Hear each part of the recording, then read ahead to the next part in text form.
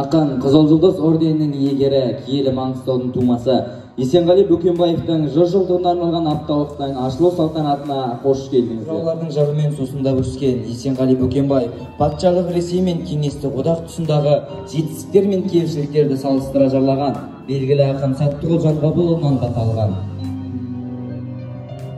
Ассаламу алейкум, Сәтеке. Ва алейкум ассалам, балам. Сәттіғұл аға, өзіңізден келдім алыстан, дидарыны көруге сөз зергері данышпан. Бұрын соңды жол едім, кездесіп сізбен танысқан, жыл арнасына атып келесің танбай шабыстан. Бір құдіретті Құдайдан батамды бердім өзіңе. Болған соң сөзің сүйкімді Астана елге алаған.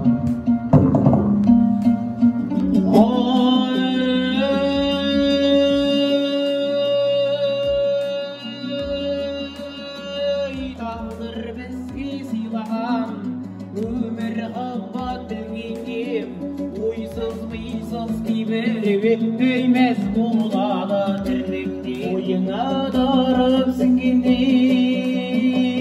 айдай айдай айдай.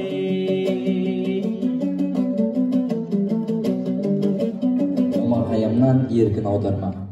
О Құдай, қолыңызға залымдарға, уақыт жоқ күнәсізге дамылдарыңа, болғанда дүнияңа өзің қожа адамды алалайтын заңың бар ма?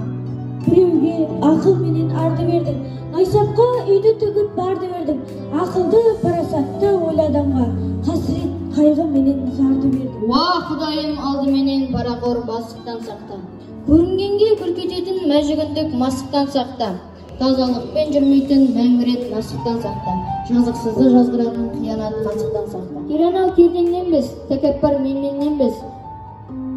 Ата жолынан адасып, ұры қары залымға ергеннен біз.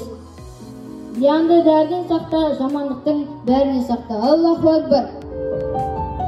Сонымен бүгінгі шарамыз өзімен мәресіне жетті. Апталық ертең мәнерлеп оқу сайысымен жалғасады. Келесі кездескенше сау саламатта болыңыздар.